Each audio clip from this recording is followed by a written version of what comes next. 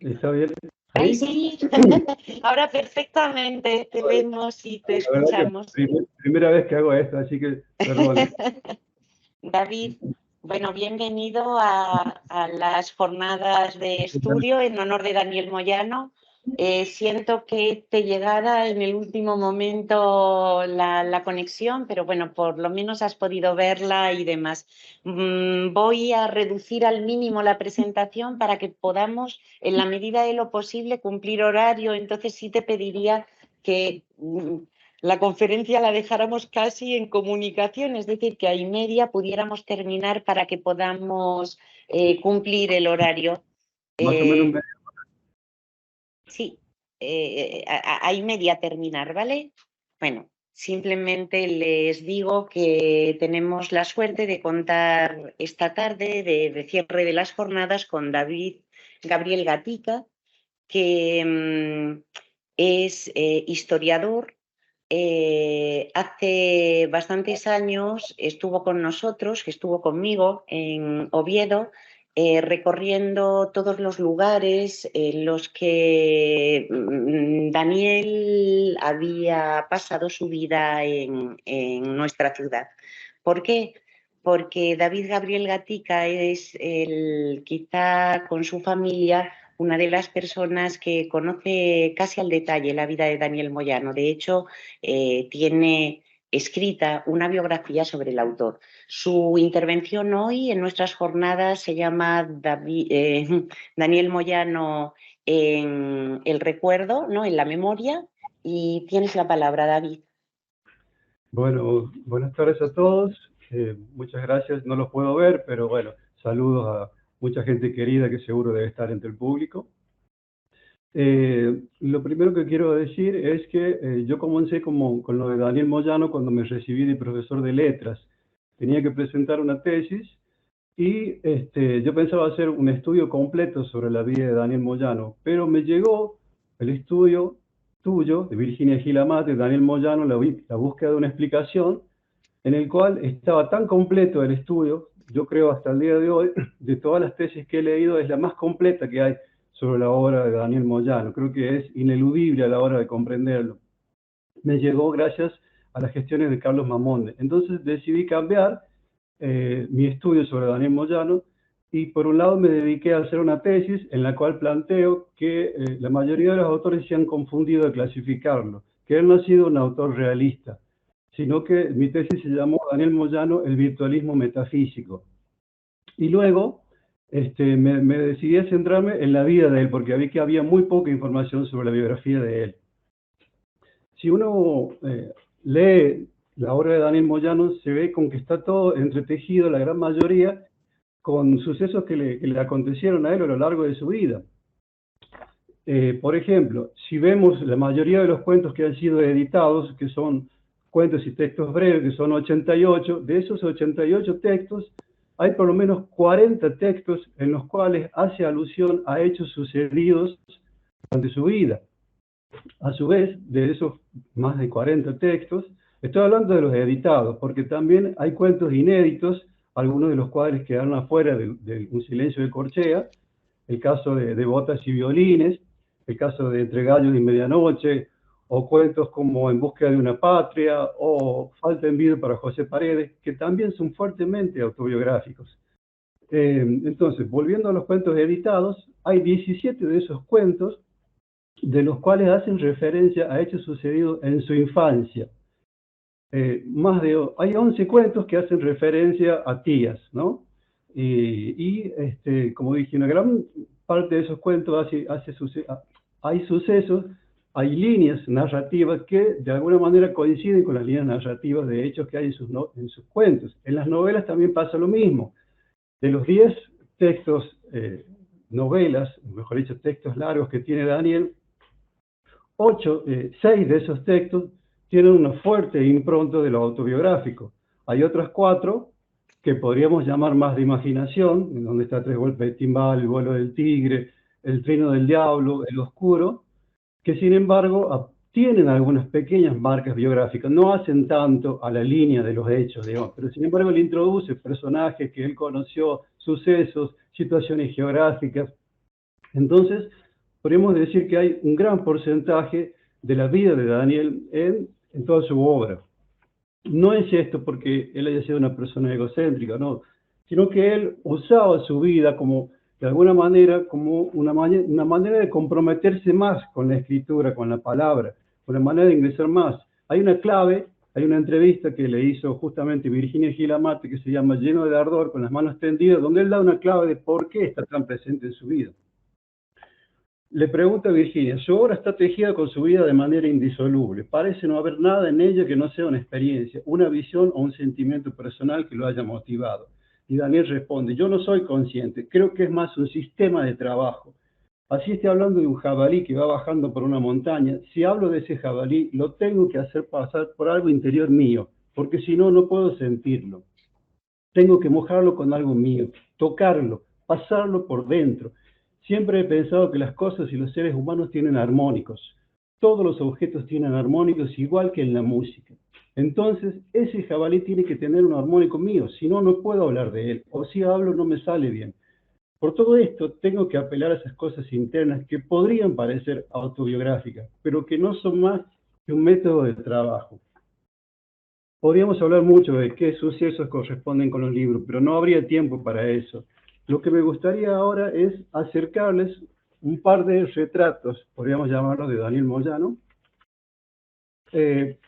un poco para ver si las personas que lo conocieron, que tuvieron la suerte de conocerlo, de alguna manera lo recuerdan así, y para los que no lo conocieron, para ver su lado más humano. Esto lo titulé Boceto de un vidalero. Eras un hombre a una sonrisa pegado, hubiera dicho Quevedo de Daniel Moyano, puesto que tenía la sonrisa siempre disponible para el prójimo, lo que sumado a la voz remansada en el tono y cantarina en la tonada, a la mirada melancólica y tímida, haciendo contraste con la franqueza de la sonrisa, a los modales respetuosos y a un suave aura de ternura que despedía el conjunto, lo convertían en un ser fácilmente querible, en ese ser entrañable, como lo describió Mario Benedetti. En un encuentro de escritores en Oviedo, comentó que los cuentos le perseguían por la calle, y alguien del público le preguntó entonces, ¿no ha pensado usted que se le persiguen así? ¿Es porque tiene cara de persona honrada y noble y le quieren decir la verdad? Por si esto no bastara, era honesto, emotivo y altruista. De baja estatura, delgado en su juventud, pero de brazos fuertes, manos curtidas, cara de albañil, según su propia descripción de sí mismo, y aspecto saludable, le gustaba el trabajo físico. Según lo descubrió su hijo Ricardo, era de trato afable, sin humos ni ínfulas, conversador, bebedor, admiraba a Bach y Kepler, desconocía la envidia, la vanidad, detestaba la injusticia, el ruido, la ordinariez, era divertido, inteligente, débil y fuerte a la vez, lampiño, chueco, pelo lacio siempre sobre la cara, habilidoso y con mucha fuerza en sus manos y brazos. No le gustaba hablar por teléfono y escribía muchas cartas. Con una gran capacidad de trabajo, desempeñó múltiples oficios a lo largo de su vida.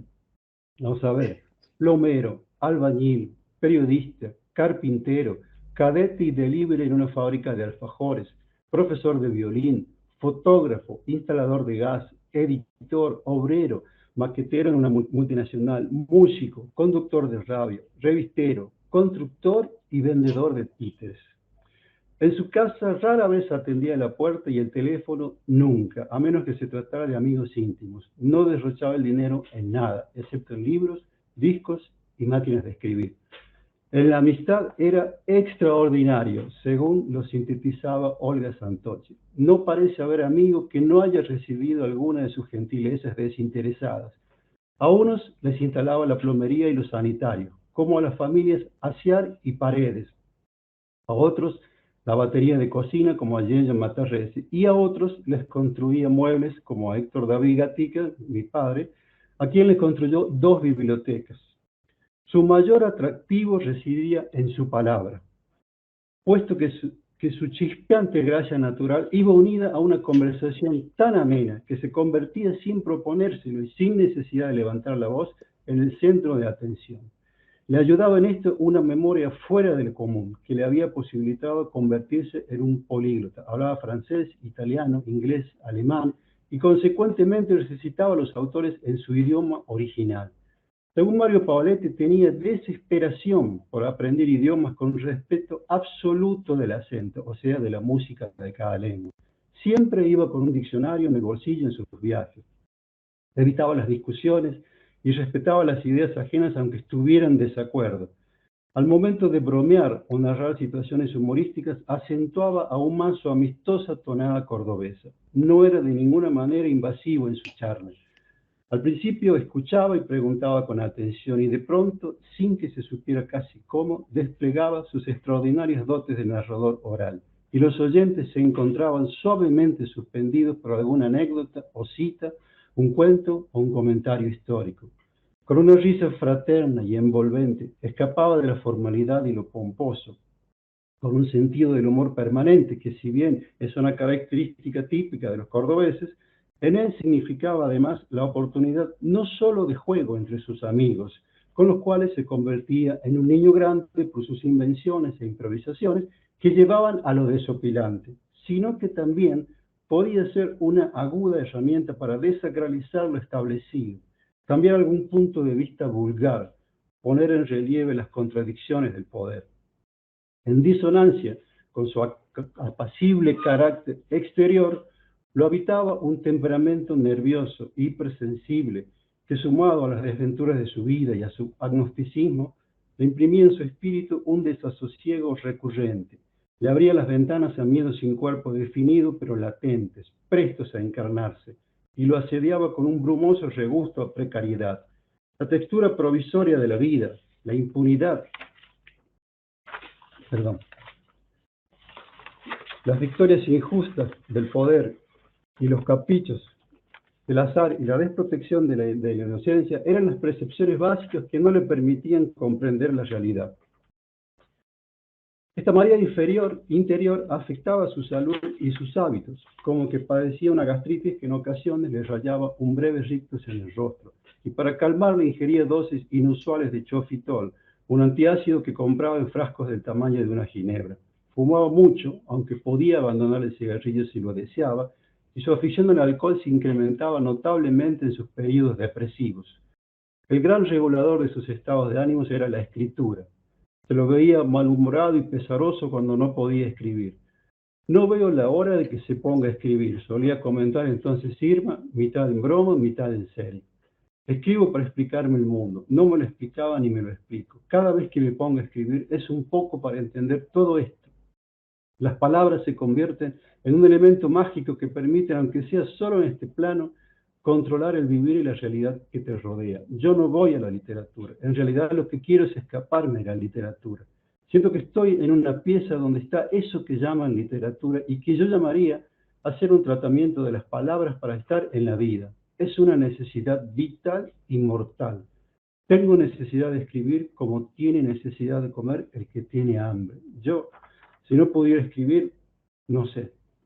Yo siempre le he temido esa desnudez de la vida. Prefiero las formas inventadas que nos aíslan del volcán. La escritura a la viva voz, las figuras musicales a los sonidos, la imaginación a la realidad. Daniel Moyano no solo fabulaba sobre su pasado por los demás. A veces sus miedos se conjugaban explosivamente con su imaginación para hacerle ver acontecimientos que no habían ocurrido realmente. En esos momentos, el hemisferio lógico de su cerebro caía derrotado por el hemisferio artístico, y al revés que Don Quijote, que idealizaba la realidad mirando sucesos prosaicos que se presentaban a sus ojos, él la percibía patéticamente miserable mientras veía desfilar situaciones imaginarias. Era un gran proselitista por la causa musical, según la definición de su hijo Ricardo, pero compositivamente se consideraba un músico frustrado. Compuso dos valses populares con la guitarra, uno llamado Llueve sobre el río, compuesto a los 16 años, en el cual musicaliza un poema de Juan Ramón Jiménez, y otro llamado El Do, tema del cual nadie sabía por qué se llamaba así, y nadie lo escuchó entero, porque antes de llegar a la mitad se interrumpía diciendo, ya me olvidé cómo sigue. También compuso una samba humorística, La Zambita de los Turcos, dedicada al doctor Diab, su antiguo vecino de la calle Rivadavia. Sus piezas de música favorita eran la Chacona de Bach, para violín solista, y el concierto para violín de Beethoven. Además de violín, Viola tocaba la guitarra y la mandolina y solía cantar tangos, valses y rancheras. Se deleitaba con el buen cine, sobre todo con Luis Buñuel, e incluso dio una charla sobre el universo de Chaplin luego de que el Cine Club proyectó La Quimera del Oro. Alguna vez expresó que le hubiera gustado filmar una película. Tenía una visible ternura por los animales, que tal vez formaba parte de esa hermandad cósmica que sentía hacia todo ser biológico. Y como también le gustaba dibujar, no profesionalmente, sino como hobby, aparte de unos dibujos ácidamente humorísticos, dibujaba pequeños cocodrilos. Jamás le levantó ni la voz ni la mano a nadie. Y sonreía. Sonreía siempre. Aún en los peores momentos, sonreía. No sé cuánto tiempo me queda, Virginia. Eh, Tendrías hasta y media. Por eso no sé qué. Aquí son las 5:22. Que son y media ya, pero entonces el ordenador es que no tiene bien la hora. Ya son 5:30. Sí, es que ya son las 5:30, bien que lo siento, David. De todas maneras, has hecho una semblanza muy hermosa, yo creo que tanto física como moral, de Daniel Moyano y de lo que fue su vida y bueno, antes he dicho que tú has seguido los pasos de Daniel por La Rioja, por Córdoba, por Madrid, por Asturias, por tantos sitios. Y si me dejas unos minutos más, quisiera agregar un par de cositas. Puede ser algo que me llamó la atención. Hay una entrevista que tengo del pintor Miguel Dávila, uno de sus amigos, quien compartió varios momentos que él, una vez llegaba a La Rioja, y él escribe algo que me llamó la atención y que tiene bastante de verdad. Él habla sobre Moyano y dice: en perspectiva, siento que la vida de Daniel Moyano fue totalmente creativa. Para decirlo de un modo más apropiado, pienso que él acabó por crear integralmente su destino, porque así fue la fuerza que yo sentí que tenía sobre sus actos. No se sabía cómo comenzaba, pero siempre terminaba en algo de pura invención. ¿Por qué digo que me llamó la atención esto? Porque me llamó la atención una cosa. Todos sabemos que Daniel trabajaba sobre la memoria en muchos de sus textos, pero también hay muchos de sus textos que son como premonitorios, ¿no? No solo siento que sean premonitorios por esa lucidez que él tenía sobre la realidad que estaba viviendo Argentina. Él como que anticipaba lo que se podía venir. Siento que incluso a nivel intuitivo, no solo racional, él estaba anticipando lo que podía venir. Y doy un par de ejemplos que me sorprendieron. Uno es un texto escrito una semana antes del golpe militar. El texto se llama Paraíso, hablando de los testigos de Jehová que iban por las casas. Cuando termina el texto, él escribe esto. Tengan en cuenta que esto es una semana antes del golpe militar. Toda música tiene su final. No hay músicas infinitas en este mundo.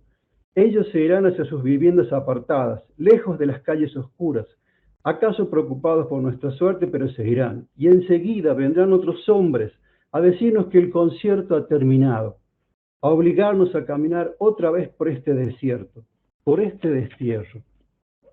Estamos hablando de una semana antes de que él fuera preso y tuviera que partir hacia el exilio. Y luego hay otro texto que me ha sorprendido aún más, mucho más. Es como si él se hubiera proyectado en su vida hacia el futuro. En el cuento a la espera, todos sabemos que Daniel falleció aproximadamente a los 60 años, 60, 61 años. Y miren lo que dice en La espera, hablando del padre. Todos sabemos además que él, antes de morir, llegó a sacarse ese estigma que fue la presencia del padre en la novela Donde estás con tus ojos celestes. Pero miren esto que escribía muchas décadas antes en La espera. Esta imagen del padre, que quizás olvidó siempre, esta imagen lo habría de acompañar a los 60 años en el oscuro lecho donde tuviera que esperar la muerte, conscientemente, pensando que el padre bueno que esperó aquel día y que no vino jamás, le había enseñado, precediéndolo en la muerte, le había enseñado después de todo cómo se entraba silenciosamente y sin lágrimas en la misericordia del pueblo. Todos sabemos además la entereza con que Daniel vivió sus últimos momentos. Nada más, muchas gracias.